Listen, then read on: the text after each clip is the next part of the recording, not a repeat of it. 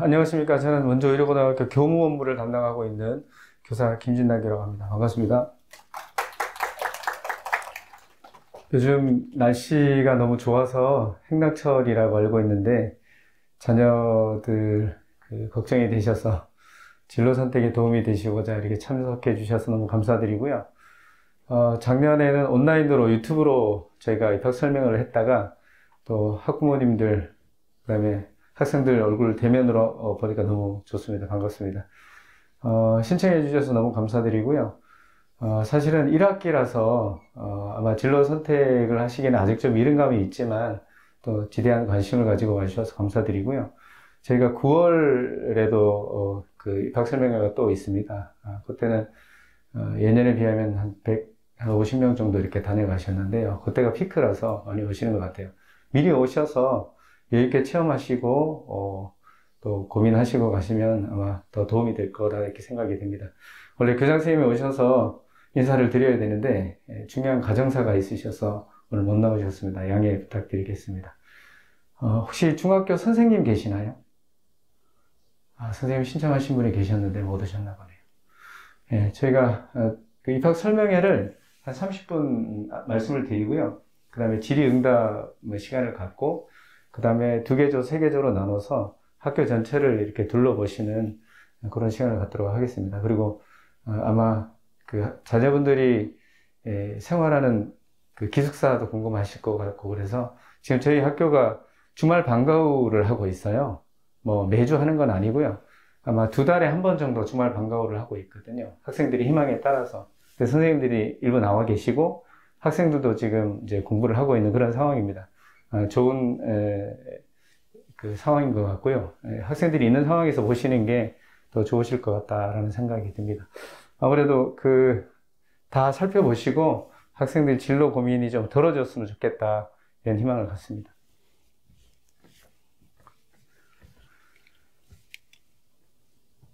세 가지 컨텐츠로 되어 있는데요. 마이스터고 2회, 그 다음에 우리 학교 생활, 그 다음에 의료고 입시 전형, 이렇게 말씀을 드리도록 하겠습니다. 저희가 어제 전체 체험 활동을 처음 했어요. 코로나 이후에.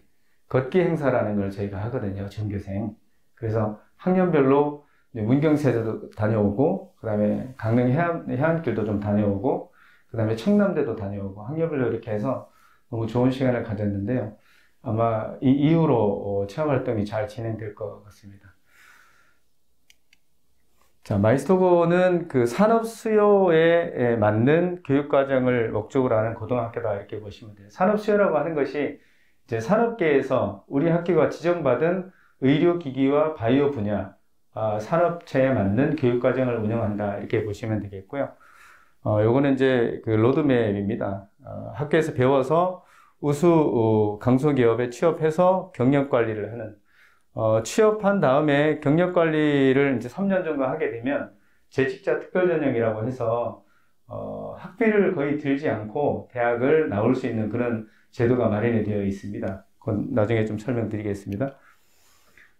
그래서 마이스터 고등학교 졸업생의 경력 관리 그 과정을 보시면 고등학교 졸업하고 나서 취업을 하고 어떤 학생들은 직장 생활하고 그 대학 교육을 병행하는 그런 혜택을 받기도 하고요. 또 남학생들 같은 경우는 본인이 이제 산업기능요원으로 공공부를 대체하고 싶다, 이러면 그 업체를 매칭을 해 드립니다. 물론 예전처럼 그 산업기능요원이 티오가 많지는 않아요. 자연 인구가 줄면서 그 중소기업에서 예전에는 1년에 3명, 많게는 5명 정도 산업기능요원을 그 병무청으로부터 허락을 받았거든요. 근데 최근에는 1년에 1명, 많으면 2명 이상은 받지를 못해요. 현역병이 부족하기 때문에 그런 현상이 발생된 거다, 이렇게 이해가 됩니다. 그래서 지금도 우리 학생들이 산업기능요원으로 복무를 하고 있는 학생들도 있습니다. 예전에는 산업기능요원으로 가면 급여가 최저임금에 맞춰져 있었거든요.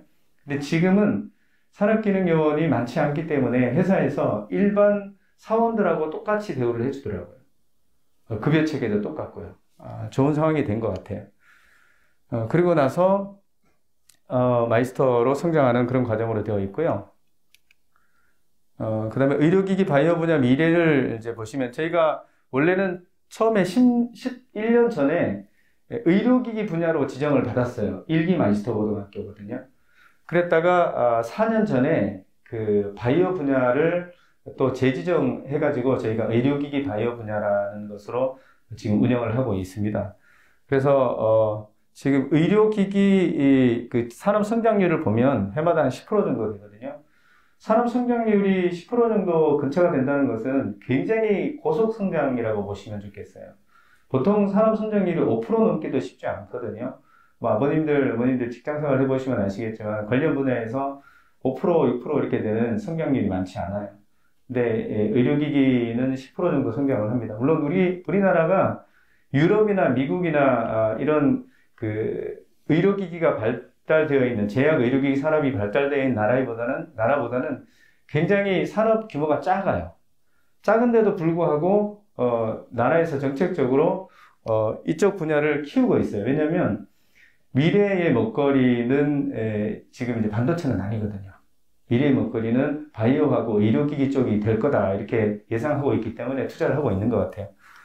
그래서 이제 우리 학교도 그런 의미로 개교가 됐다고 보시면 좋겠습니다.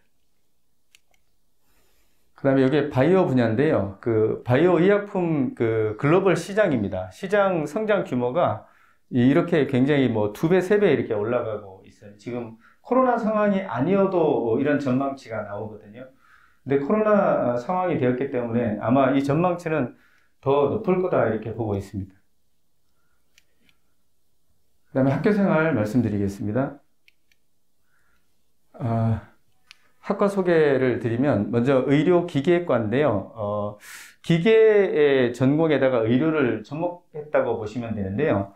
의료기계과는 주로 보면 3D 모델링을 이제 주로 해요. 그러니까 이제 인벤터나 이런 프로그램을 가지고 의료기기를 보면 그 가장 큰 의료기기가 보통 우리가 엑스레이 의료기기들이 있잖아요. 의료기기 중에서 좀 큰데요. 그런 의료기기의 구조물을 설계하는 그런 내용이다 이렇게 보시면 되고요. 그래서 의료기계과를 지원하려고 하는 학생들은 내가 그림이나 공간 지각 능력이 좀 있어야 된다라고 저는 생각하거든요.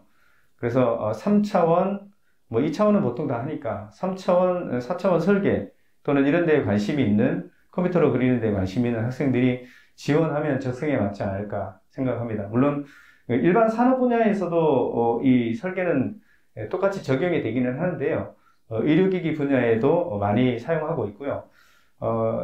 좀 구체적으로 말씀드리면 그 기계과 학생들이 그 소위 말하면 우리 몸에 있는 인체 구조 중에서 뼈에 해당되는 거 있죠. 관절, 뼈, 관절 이런 부분, 그러니까 그 엉덩이 뼈, 그다음에 무릎뼈, 또 팔꿈치 뼈 이런 그 목뼈 이런 그 뼈와 관절과 관련된 부분들을 설계를 합니다.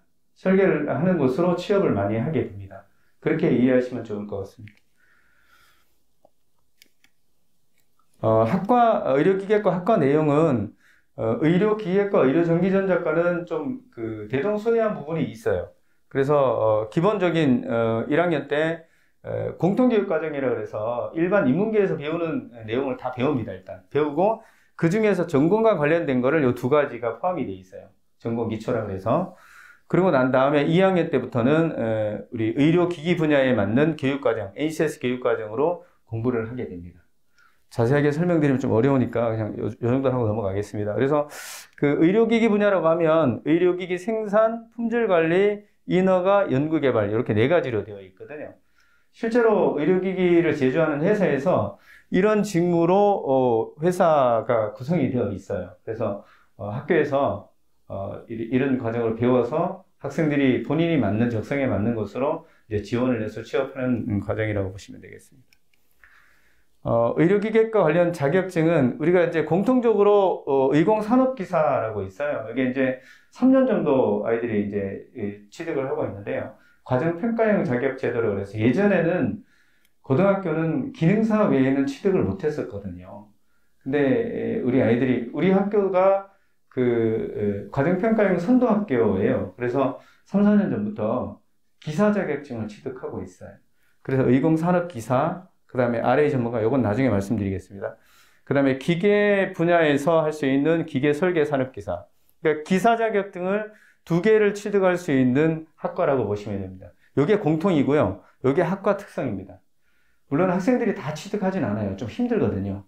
그래서 이거는 공통적으로 대부분이 취득을 하고, 그래도 공부를 좀 더 하겠다고 하는 학생들은 한 10명 정도가 내외로 이 자격증을 취득을 합니다. 사실은 그 초대조를 나와야 그 취득할 수 있는 자격이 생기거든요. 근데 고등학교까지 내려왔다고 보시면 되겠습니다. 관련 직무 영역은 이렇고요. 그 다음에 이제 아이들이 취업을 하게 되면 이런 분야로 취업을 합니다. 품질 책임자, 의료기기 인허가 전문가, 병원 의공 기사 뭐 이런 쪽으로 취업을 하게 되는데요. 예전에는 고졸 학생들이 다 생산직으로 간다 이렇게 의식을 갖고 있는데요. 저희 생산직으로 가는 비율이 40% 많으면 50%밖에 안 돼요. 품질관리 쪽으로도 많이 가고요. 연구개발 쪽으로 갑니다. 물론 고등학생들이 연구개발을 가서 할 수 있는, 주도적으로 할 수 있는 능력은 안 돼요.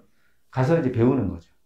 배우면서 그 다음에 학업도 병행하고 그러면 이제 학력이 되고 경력이 되면 실제로 본인이 연구과제를 수행하는 그런 커리어라고 보시면 되겠습니다. 의료계획과는 이 정도 마치고요. 의료전기전자과는 여기 학과명 그대로 사실 전기자보다는 전자에 맞춰져 있습니다. 의료기기가 전기 개념은 별로 없어요. 사실은 코드를 꽂아서 전원을 공급받는 그 정도지 전자 개념이 많이 들어가 있거든요. 왜냐하면 다 회로로 되어 있습니다. 의료기기가. 소위 말하면 환자감시 장치 같은 경우도 다 버튼 형태로 되어 있거든요. 우리 중환자실이나 이제 입원 환자실에 가보면 환자감시 장치가 이제 머리맡에 있잖아요. 그게 다 모니터로 되어 있고, 그 다음에 버튼 형식으로 되어 있고, 이렇게 되어 있기 때문에 전자 개념이 굉장히 강합니다.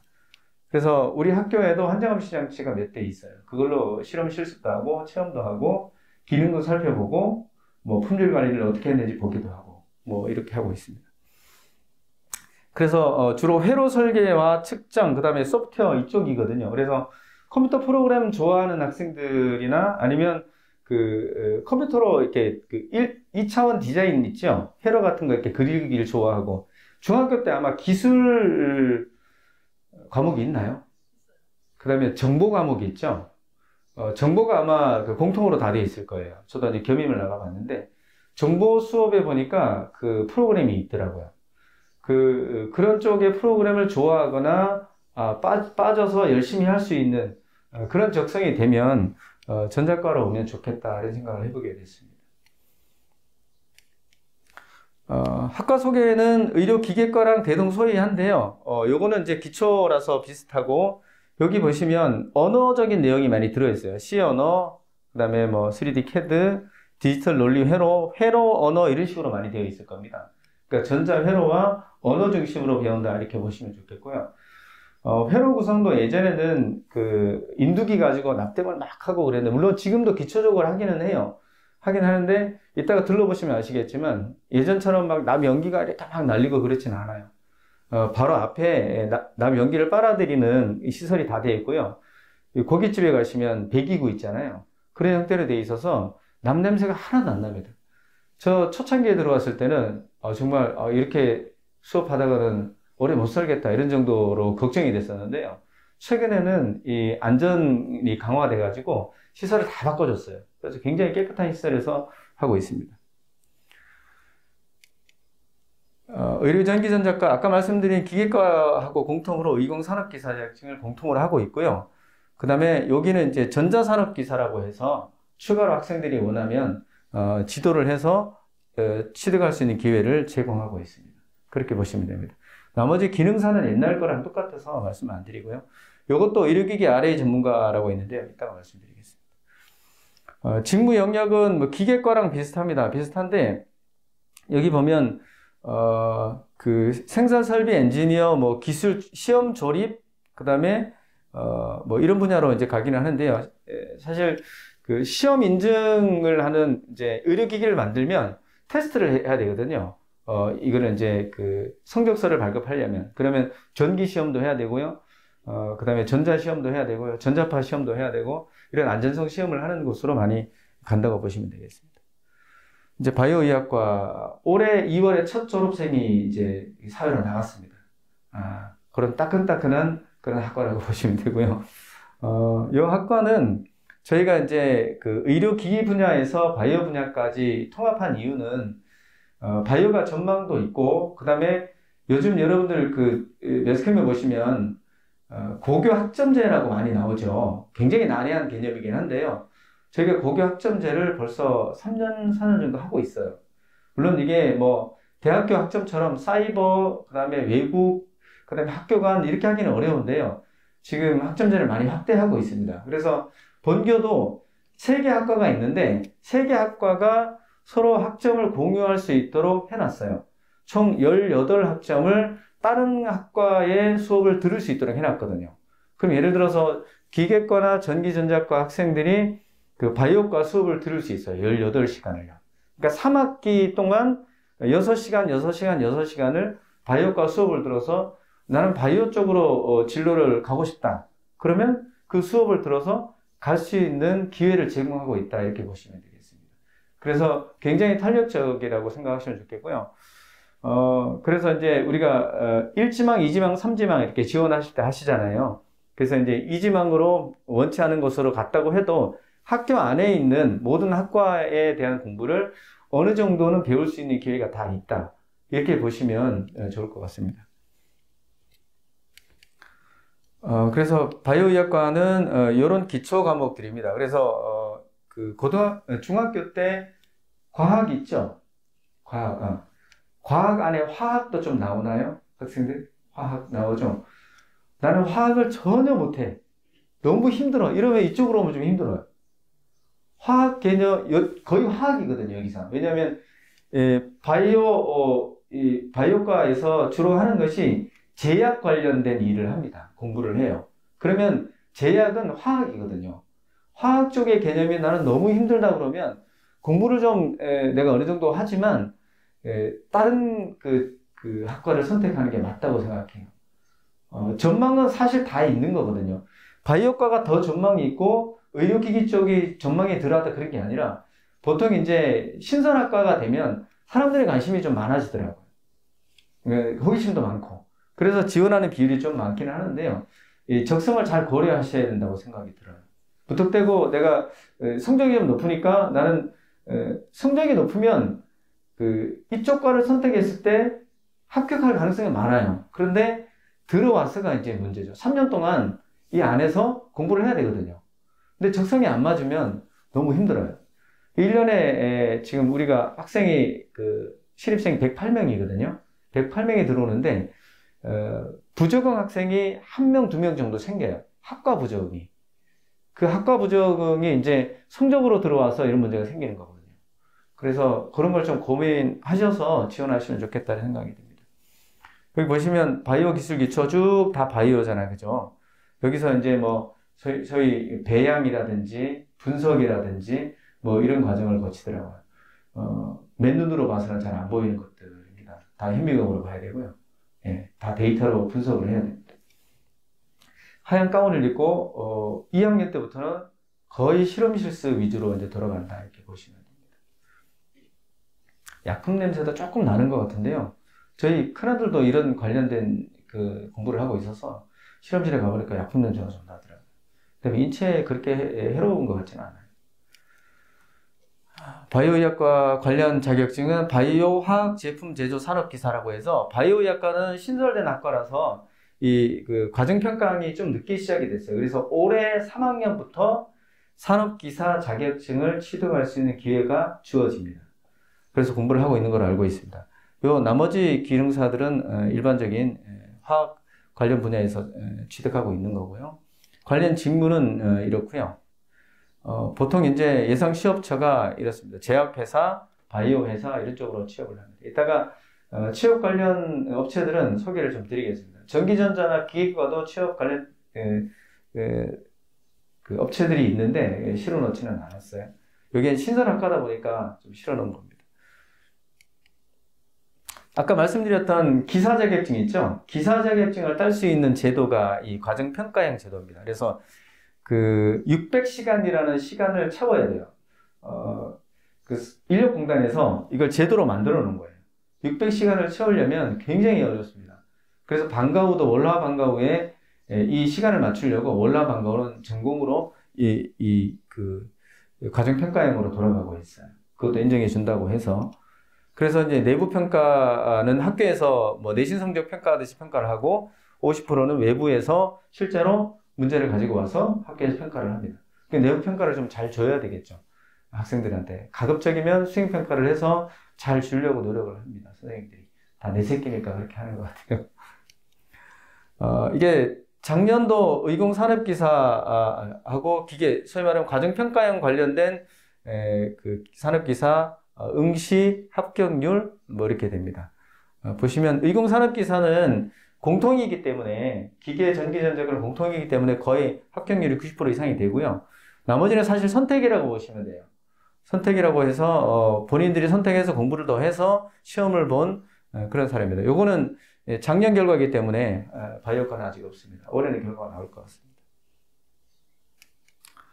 아까 말씀드리려고 했다 못 드린 그 RA라고 하는 것은 아까 우리 영상에도 잠깐 나왔었는데요. 우리 학교가 그 RA 그 전문가 교육기관으로 지정이 됐어요. 연세대학교, 우리 학교, 그 다음에 WMIT 뭐 이런 쪽으로 지정이 돼 있을 거예요. 그 고등학교가 지정된 사례는 하나인가 2개 정도밖에 없어요, 전국에. 이게 무슨 뜻이냐면 우리 학교 교육과정을 다 이수하면 시험 볼 자격을 준다는 거예요. 국가에서.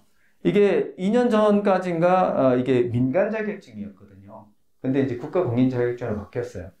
이게 사실은 좀 어렵습니다. 이게 규제과학이라고 해서 법을 좀 다루는 거거든요. 의료기기법을 다루는 거라서 사실 뭐 저희 주변에도 법대 가는 사람은 없는데요. 법이 참 어렵잖아요. 어렵고 난해하잖아요. 의료기기법도 마찬가지인 것 같아요. 그래서 1년에 합격생이 한 2명 정도, 많으면 3명 정도 이 정도밖에 안 나와요.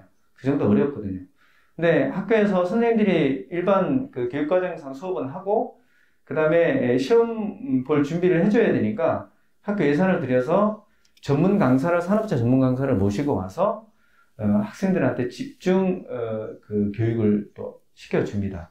왜냐면 이 자격증을 가지고 있으면 나중에 회사에 가서 3년 정도 근무 경력이 되면 품질 전문가로 일을 할 수 있거든요. 그러면 사장님 바로 밑에서 일하는 거예요. 굉장히 핵심적인 인력이 되기 때문에 우리가 이제 올해까지 아마 3년 지정 마감일 거예요. 아마 재지정 신청을 아마 해야 다시 지정을 받을 수 있을 거라고 생각이 듭니다.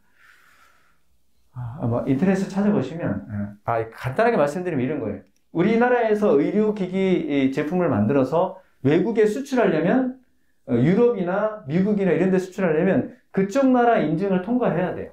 그러면 그쪽 나라의 그 의료기기법에 대한 공부도 해야 되고요. 또 반대로 외국에 있는 의료기기가 우리나라에 들어오려면 우리나라 의료기 식약처가 하고 있는 그 의료기기법 기준에 통과를 해야 되거든요.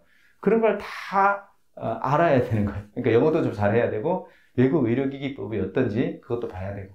그러니까 이런 문서 작업을 많이 해야 되기 때문에 좀 어렵지 않나 생각이 듭니다. 자주 바뀌어요, 또 법이라는 게. 학교 일과표 말씀드리겠습니다. 8시 반에 등교하고요. 그 다음에 학급 정리 일과 시간표 마치는 게 4시 한 반 정도 됩니다. 그리고 나서 바로 2시간 방과 수업을 하고요. 저녁을 먹습니다. 그리고 야간 자기주도 학습을 9시까지 하는데 굉장히 빡빡하죠. 매일 하진 않아요. 수요일은 기숙사 청소하는 날이라서 방과 후 하고 바로 들어갑니다. 일주일에 한 번은 청소시켜야 되거든요. 집에 그 자녀분들 키워보시면 어머님, 아버님 청소 안 해주면 아주 이상해지잖아요. 그죠? 저희도 일주일에 한 번씩 청소를 이렇게 시키고 있습니다. 대대적으로. 청소 검사하려면 굉장히 시간 많이 걸려요. 2시간 걸립니다. 방방마다 다 봐야 되거든요. 이렇게 하고 있고요. 그 다음에 그 방과 후 수업은 월화 수목 하는데 야자는 수요일은 없어요. 그래서 지금 야자가 월화 목이 좀 많다라는 의견들이 있어서 학생들의 의견을 좀 더 들어볼까 합니다.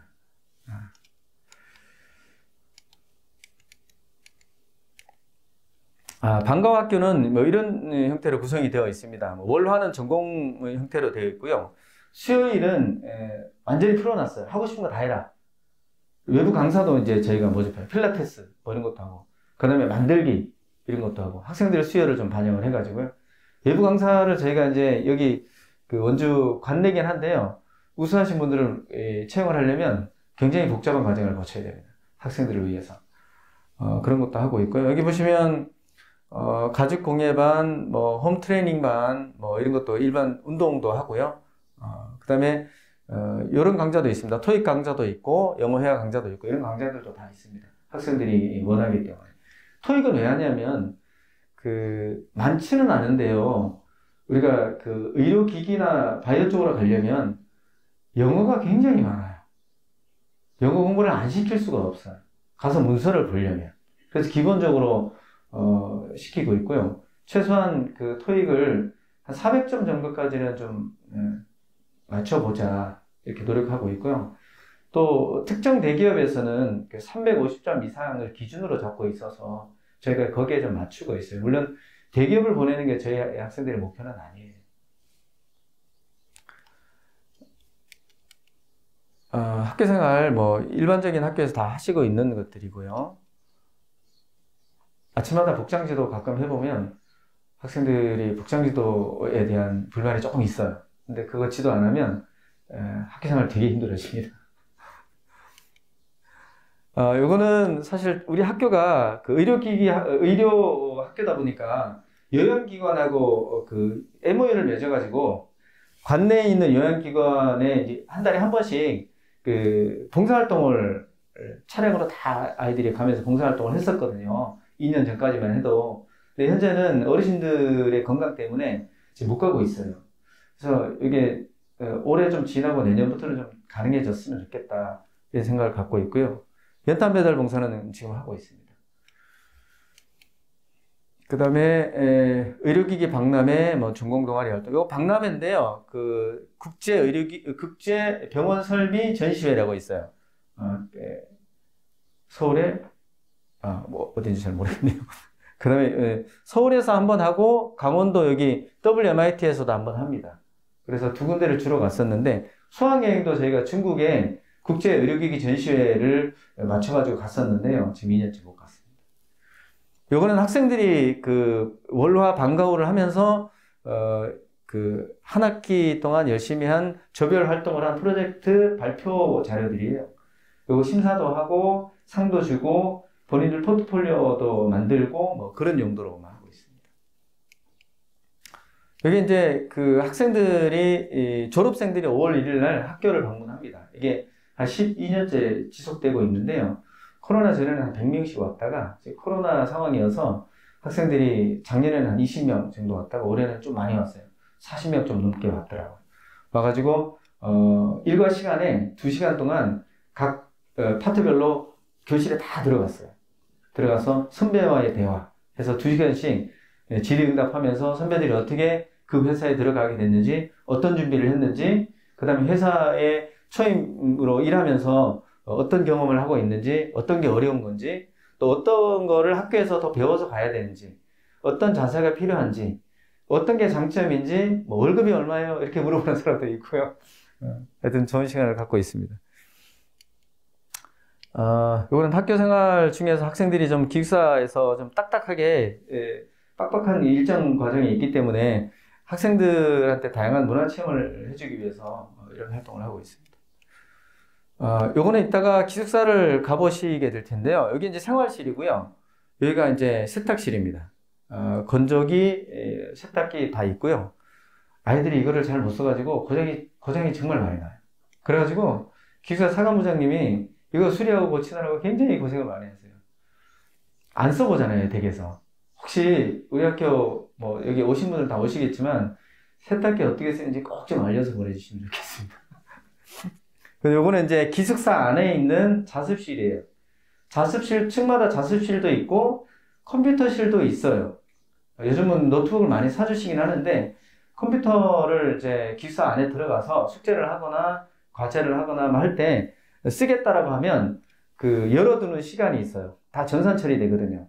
인트라넷이라는 곳으로 가서 신청을 하면 아이가 기숙사 자습실 어디에 배치되는지 다 나옵니다. 그러니까 그 24시간 아이를 다 보고 있다고 보시면 돼요. 그렇다고 뭐 사생활 침해는 하지 않습니다. 잠자는 시간을 다 빼드립니다. 취업처인데요. 지금 이제 10기까지 나가 있는데 이게 조금 2기가 안 들어와 있는데요. 한 90% 정도 전체적으로 된다고 보시면 되겠습니다. 최근 거를 보여드릴게요. 이게 최근 건데요. 이게 이게 재작년 거, 이게 작년 겁니다. 여기 보시면 뭐 대기업, 공기업, 공무원, 뭐 강소중견기업, 여기도 대기업, 공무원, 강소중견기업이 있는데요.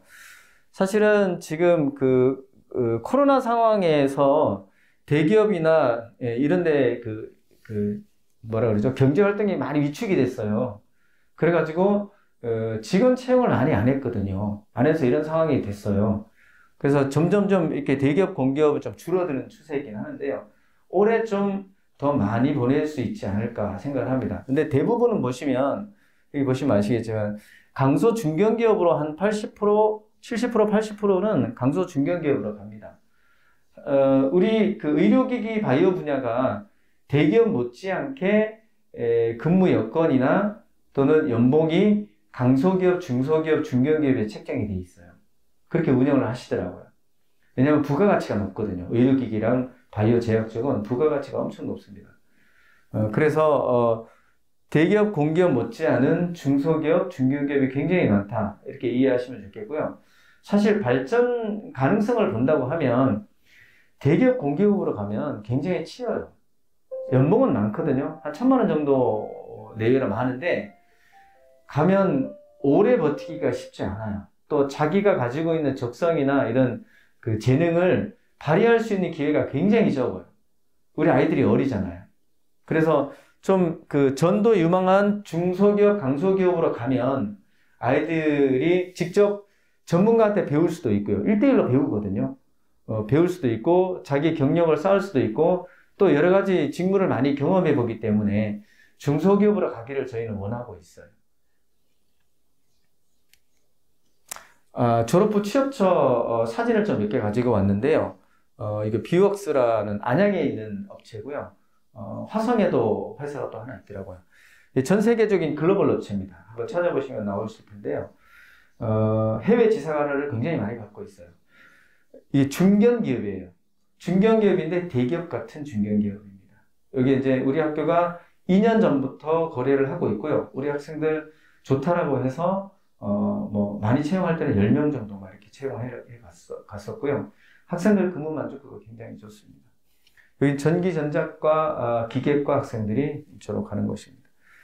엑스레이 디텍터를 만듭니다. 엑스레이를 찍으면 뒤에 이제 사진이 나오잖아요. 화상을 받는, 이게 사실 엑스레이에서 가장 중요한 기술이거든요. 그 다음에 DRT라고 해서 여기도 마찬가지입니다. 여기도 엑스레이 관련된 업체인데 중소기업인데 굉장히 오래됐고 우리 학교 학생들이 한 10수년째 가고 있어요. 굉장히 만족스럽고요. 가보면 아저씨 같은 졸업생도 있어요. 지금 나이가 30 정도 됐으니까. 전체 다 모여 이러면 한 10 몇 명씩 이렇게 모입니다. 군대 간 학생들도 있고. 요거는 아마 성남에 있는 것 같아요. 성남시에. 그 다음에 코렌텍, 요거는 기계과가 주로 가는 업체입니다. 기계과 학생들 연락은 받지 않아요. 천안에 있거든요. 여기 이제 관절 만드는 회사입니다. 관절 만드는 회사인데 회사가 규모가 굉장히 큽니다. 아까 말씀드렸던 3D CAD가 여기서 써먹을 수 있는 거거든요. 주로 여기서 3D CAD를 가지고 설계를 합니다. 그 다음에 레이언스라고 해서 여기 경기도 화성에 있는 업체인가 그럴 겁니다. 그 다음에 은성글로벌이라고 그래서 이제 이 지역에 있는 업체입니다. 미용 의료기기 만드는 회사인 걸로 알고 있어요. 이건 제약회사인데요. 향남 공장입니다. 대기업은 공장들이 여기저기 많이 있어요. 제약회사라고 해서 바이오 의학과 학생들만 가는 데는 아니에요. 왜냐하면 약을 만들어야 되잖아요. 그러면 제조 라인이 있거든요. 제조 라인을 관리하는 건 바이오 의학과 학생들이 하는 게 아니라 우리 기계과, 전자과 학생들이 가서 제조 라인을 관리하거나 다 시스템이 있거든요. 시스템을 볼 수 있는 그런 학생들을 원해서 작년에 몇 명이 갔습니다. 5명인가? 의료기계과, 의료전기전자과 학생들이 가서 일하고 있어요. 연봉이 좀 세긴 해요. 3,300 정도 준답니다. 3,000 정도. 그런데 연봉과 관련해서는 많이 주는 데는 많이 주는 이유가 있고요. 조금 덜 주는 데는 덜 주는 이유가 있어요. 근무 여건에 따라서 그런 거거든요.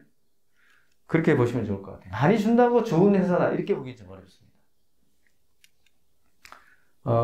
SK 바이오 사이언스 바이오 의학과에서 여학생 한 명이 작년에 한 명이 갔더라고요. 전교 부회장인가 뭐 그런 학생인 것 같은데. 그 다음에 대원제약이고요. 대원제약은 아마 TV에서도 가끔 보실 거예요. 그 감기약, 짜먹는 감기약 나오는 회사입니다. 새로 만들었더라고요, 회사. 돈 많이 벌었나요. 여기는 제노스라는 회사인데요. 조금 특이합니다. 골 이식제, 그 다음에 여기 보시면 스텐트, 혈관 확장하는 스텐트 있죠? 스텐트, 뭐 수술용 카테터, 뭐 이런 것들을 만드는 회사입니다. 여기 실제 회사 그 사옥이에요. 덴트라고 하니까 이제 치과와 관련된 거겠죠? 임플란트 만드는 회사입니다. 여기 실제로 회사 사옥입니다. 임플란트 만드는 회사는 우리 학과 학생들이 다 갈 수 있어요. 바이오과 아이들은 이제 여기 이빨을 그 치아에다, 잇몸에다 심어야 되니까 생물학적 안전성 이런 거 검사해야 되고요. 기계과 아이들은 가면 디자인 해야 되거든요. 전기 전자과 아이들은 가면 뭐 하겠어요? 임플란트를 심으면 이 임플란트가 잘 들어갔는지 검사를 해야 돼요. 그럼 요만한 그 동요도 검사하는 기계가 있거든요. 동요도를 가지고 입안에다 넣어서 잘 정착하고 있는지를 보는 거예요. 여기에 이제 전자 관련된 제품이 됩니다. 그렇게 해서 임플란트 회사는 우리 학교에서 좀 선호하는 편이긴 합니다. 전체 학과가 다 갈 수 있어서. 그 다음에 주식회사 레이라고 하는 건데, 여기는 뭐냐면 그 치과의 파노라마 아시죠? 치과에 가면 이렇게 찍잖아요. 그 엑스레이를 만들어요. 그것도 엑스레이입니다.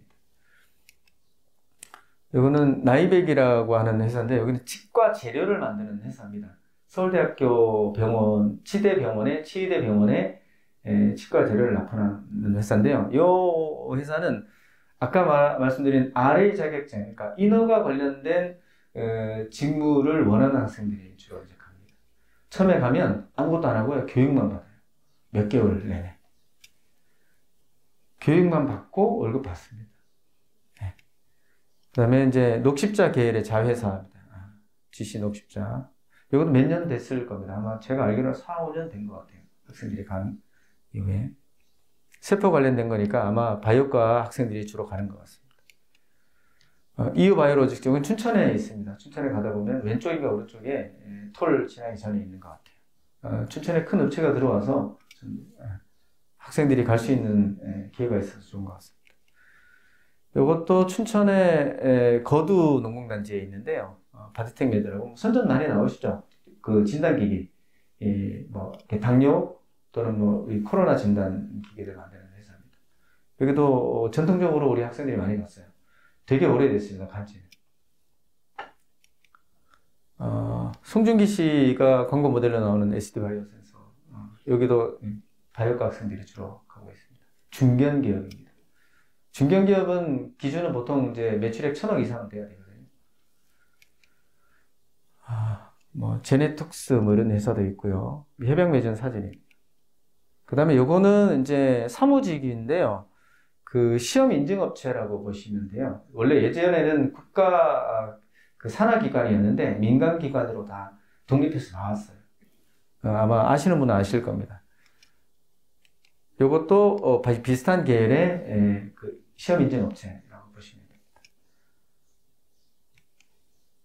여기 이제 학생들 올 2월 졸업한 학생들 학급별 취업 현황이에요. 사실 이거는 여기 이제 이름이 지워져 있긴 한데 참고하시라고 가지고 온 거예요. 실제로 우리가 이렇게 보내고 있거든요. 제가 말씀드린 결과물이 여기 있습니다. 그래서 평균 연봉이 한 2,600, 2,700 정도 되는 걸로 알고 있고요. 많이 받는 데는 3,300 뭐 이렇게 가긴 하는데 점점점 올라가고 있고요. 취업하자마자 중소기업이나 중견기업까지는 아마 취업 장려금이라서 500만 원 줄 거예요, 바로. 6개월 근무하면 이렇게 반납하지 않아도 돼요. 300만 원에서 400만 원, 500만 원 올랐습니다. 한 1,000만 원까지 줬으면 좋겠어요. 여기 이제 학과별로 쭉 이제 보여드리겠습니다.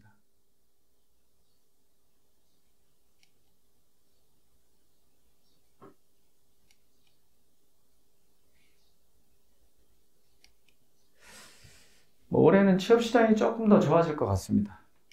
시간이 별로 없어서, 아이고, 제가 시간을 많이 잡아먹었네. 죄송합니다. 저 뒤에서 막 레이저가 나오고 있습니다. 자, 전형 말씀드리겠습니다. 10월 17일부터 20일까지 가지고요. 10월 26일 날 1차 합격자 발표가 있고, 27일 날 이제 전형을 합니다. 인적성 검사하고 학업 기초 자료 작성 이런 걸 합니다. 뒤에서 말씀드릴게요. 정원은 내년도 학생 정원은 108명이고요. 특별 전형은 학과별로 4명씩 12명, 일반 전형은 학과별로 32명씩 96명에서 총 108명이 됩니다. 그러면 일반 전형으로 넣어야 되냐, 특별 전형으로 넣어야 되냐 이런 고민을 하실 수 있는데요. 일반 전형은 사실 여기에 해당되지 않는 학생들은 다 일반 전형으로 지원을 하셔야 됩니다. 여기에 보면 여러분들한테 나눠드린 아마 책자가 있을 겁니다. 거기에 보시면 요런 그 특별 전형에 해당이 된다고 하시면 넣으시면 좋겠고요. 특별 전형과 일반 전형의 차이점은 특별 전형은 성적이 일반 전형보다 반영비율이 조금 낮아요. 그러면 이제 출결이랑 봉사활동 점수가 높다는 거죠. 그런 차이가 있습니다. 이게 이제 작년, 재작년 학생들 입학 분포도입니다. 요 정도 됩니다. 관내, 관외, 타시도. 이렇게 보시면 좋겠고요. 요거는 현재 1학년들 분포도입니다. 이렇게 분포가 되어 있습니다.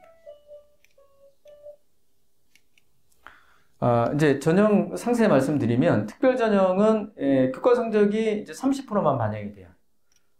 넘어가시면, 일반 전형은 교과 성적이 50% 반영이 되거든요. 100점 만점으로.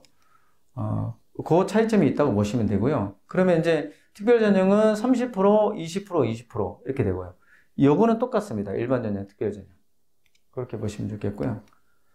일반 전형은 이제 10%씩 내려가는 거죠. 출결, 봉사가 내려가고 성적이 조금 강제되는 면이 있어요. 그런 차이점이 있다고 보시면 좋겠습니다. 인적성 검사하고 학업 기초 자격 작성은 어떻게 하냐면, 인적성 검사는 전문기관에 우리가 예산을 들여서 문제를 제작하세요. 제작해가지고 시험 보는 날 문제를 가지고 오세요. 본인들이. 두 분이 가지고 오셔서 시험도 본인들이 다 진행을 해요. 진행해서 답안지를 다 가져가십니다. 그러니까 선생님들은 사전에 볼 수도 없고 나중에 볼 수도 없어요. 그분들 재산이거든요. 그래서 학생들만 보고 가지고 가서 점수를 우리한테 이제 보내주십니다. 학업 기초 자료 작성은 저희가 한 10문제 정도를 사전 공개를 해서 5문제를 출제하게 되어 있습니다. 미리 좀 써보고 오라고 이렇게 하는 겁니다. 이 정도로 보시면 좋겠고요. 인적성 검사 문항 예시입니다. 문제 해결력, 창의력, 수리력. 뭐 이렇게 문제집을 사서 이렇게 풀 수 있는 건 아니에요. 그냥 현재 가지고 있는 본인의 적성이랑 이런 걸 비교해 보는 거기 때문에 이런 정도로 본다라고 생각하시면 좋겠고요. 결과지가 이렇게 나중에 학교로 옵니다. 그러면 담임선생님들한테 나중에 드려서 학생 상담 자료로 사용하시라고 이렇게 말씀드립니다. 이제 끝났네요. 질의응답 시간인데요. 혹시 한 5분 정도 질의응답을 할 시간이 있을 것 같습니다.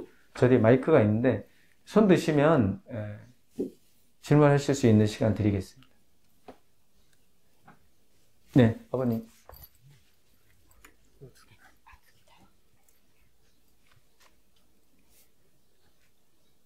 일어서서 해야 되나? 아닙니다. 그냥 편하게 말씀하시면 됩니다. 그냥 말씀하시면. 네. 이 학부모 입장으로서 네. 현실적이긴 하지만 대학교를 안 보낸다는 게 좀 마음에 걸리거든요. 네. 저도 직장 생활을 해봤지만 이 고졸이란 타이틀이 어느 순간에 굉장히 조금 아프게 다가오는 경우들이 있다고 들었습니다. 그게 현실적으로도 봤고. 아까 얘기하셨던 게 있었는데, 이 졸업 후에 네. 그 대학교 진학을 하면 뭐 혜택 같은 게 있다고 아까 말씀하셨던 게 맞나요? 제가 빠뜨린 거를 정확히 지적해 주셨는데요. 재직자 특별 전형이라고 있어요. 네. 있는데 재직자 특별 전형은 산업체 경력 3년이 있어야 돼요. 3년을 경력을 가지고 지원하는 전형이거든요. 그걸 국가에서 이제 유망한 중소기업을 장려하기 위해서 만들어 놓은 제도라고 생각을 하거든요. 그래서 현장에서 하고 있는 직무랑 대학교 학과랑 매칭시켜서 지원해서 공부도 하고, 그 다음에 직장 생활도 하고 그런 과정인데요. 보통 이제 일반 대학교랑 틀린 거는 내가 직장 생활을 하다 보면 그 공부할 수 있는 시간이 많지 않잖아요. 그러면 학점을 내가 조정하는 거예요. 보통 뭐 2과목, 그러면 4학점 정도, 5학점 정도 되거든요. 그 정도로 한 학기에 들어요. 그러면 월, 화, 수, 목은 원격 수업을 하고요. 그 다음에 토요일은 현장에 대학교에 간다고 합니다. 이게 제자가 있어서 물어봤거든요. 지금 숙명여대 경영학과에 올해 들어갔어요. 3년 제약회사에 근무하다가 올해 이제 들어갔는데 지난번에 왔더라고요. 와서 이제 후배들한테 안내를 했는데 보통 그 재직자 전용으로 가는 대학교가 뭐 숙명여대는 저희가 처음이고요. 한양대 우리가 공대 쪽이기 때문에 한양대, 그다음에 단국대, 아주대, 뭐 국민대 뭐 이런 쪽으로 많이 아이들이 나중에 산업체 경력으로 진학을 하더라고요. 그래서 장점이라고 하면 사실 학비가 1년에 한 1,000만 원 정도 들거든요. 못 들어도 학비가 없어요. 공짜입니다. 대신에 공무원이나 공기업이나 대기업을 가면 학비 내야 돼요, 본인이. 그런 차이점이 있습니다. 답변이 됐을까요, 아버님? 그럼 하나만 더. 네. 대학교를 갔다고 치면은 그냥 네. 일반적으로 고등학교 마치고 대학 간 거랑 똑같이 생활을 하는 건가요? 아까 얘기하는 거는 직장 생활을 하면서. 예, 직장 생활을 하면서 공부하는 거예요. 저희가 이제 선생님들도 직장 생활을 하면서 교육을 받거든요. 교육을 받는데 원격으로 하는 교육이 있고 출석해서 받는 교육이 있어요. 사실 요즘은 좀 선택해서 할 수 있거든요.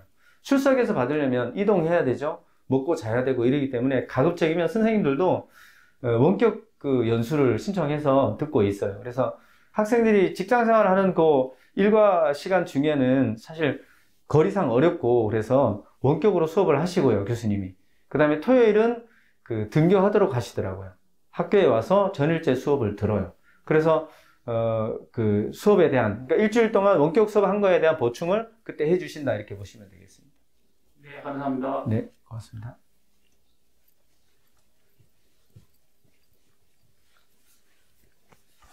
저도 이제 아이가 고등학교를 졸업하고 아버님이 말씀하신 대로 알아봤더니 말씀하신 대로 그렇게 이제 직장을 다니다가 이제 대학을 졸업을 하는 경우가 많이 있더라고요. 네, 사회가. 네. 그런데 어차피 이제 그 취업을 할 때는 고졸로 취업을 했기 때문에 이력상으로는 고졸이라는 타이틀이 계속 남아 있다고 하는데 네. 그게 현재 그 회사에서 그렇게 진행이 되고 있는 게 맞는지. 그러니까 대학을 만약에 직장을 다니다가 말씀하신 것처럼 뭐 한양대를 나와서 그렇게 마친다고 하더라도 나의 이력은 처음에 들어갔던 게 고졸이기 때문에 고졸의 타이틀로 해서 뭐 승진이나 이런 게 영향이 미치는지 솔직히 네네, 오늘 알겠습니다. 그 업체에서는 대학교 졸업 학위를 이제 받잖아요. 학사 학위를 받으면 그 대학교 졸업으로 인정을 합니다. 그래서 월급 체계나 직무랑 다 연계를 시켜줘요. 대신에 이제 대학생들은 졸업해서 오면 신입이잖아요. 근데 우리 학생들은 경력이 벌써 3, 4년 이상 가지고 있는 거죠. 학위가 있고. 그래서 나이는 똑같은데 일반 대학을 졸업한 학생들은 신입이고 우리 학생들은 경력자가 되는 거죠. 그런 차이점이 있다고 보시면 되고요. 대학교를 그 재직자 전형으로 졸업하든 사이버로 졸업하든 관련 직무와 상관이 있는 그 학과를 졸업하거나 학교를 졸업하게 되면 학교에서 다 법적으로 인정해 주게 되어 있습니다. 그래서 최종 학력이 대학교 졸업으로 됩니다.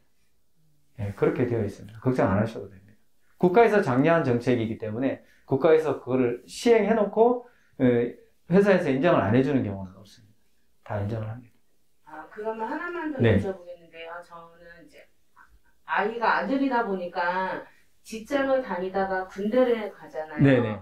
그런데 이제 솔직하게 마이스터 고등학교를 보내려고 여기저기 알아보니까 이제 뭐 대기업 같은 기업에서는 이제 군대를 갈 때도 이제 경력으로 쳐주는 경우가 있는데 중소기업이나 회사가 작은 회사를 들어가게 되면은 이제 뭐 회사를 퇴사를 하거나 이제 그런 경우도 종종 있더라고요.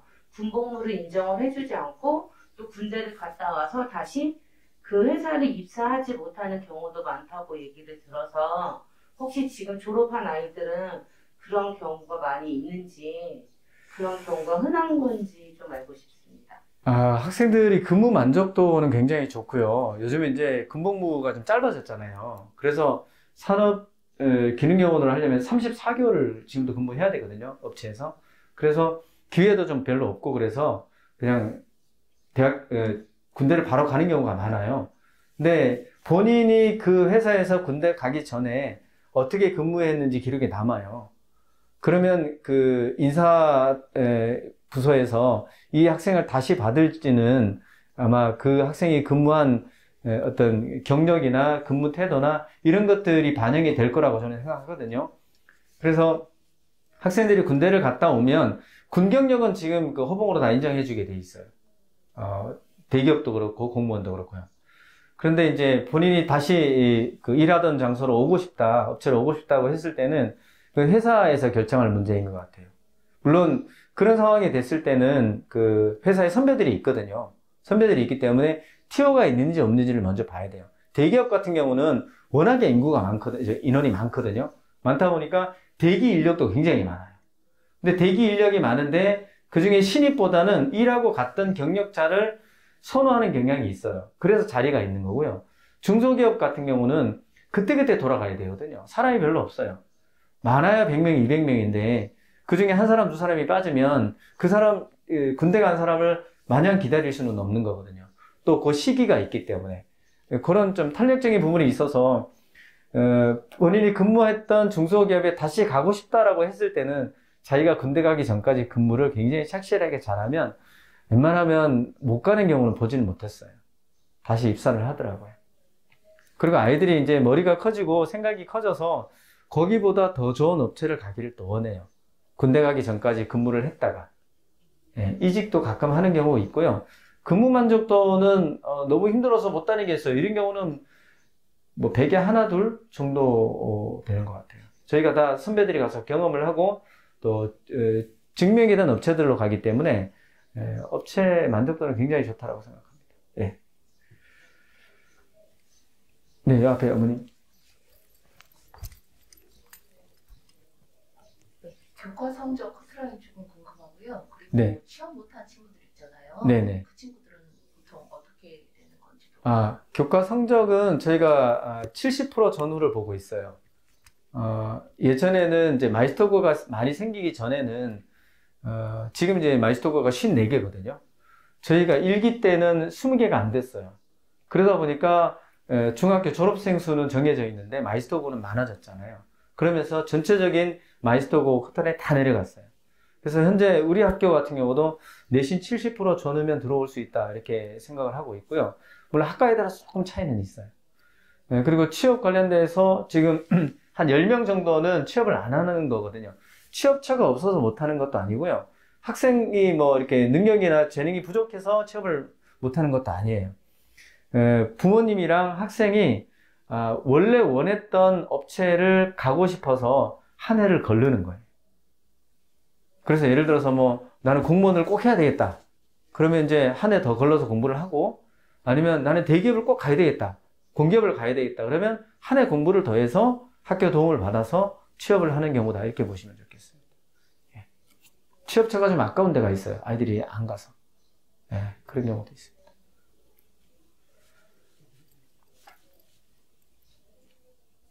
견학하실 시간이 됐습니다. 또 궁금하신 거는 견학하시면서 현장에서 물어보시면 좋겠습니다.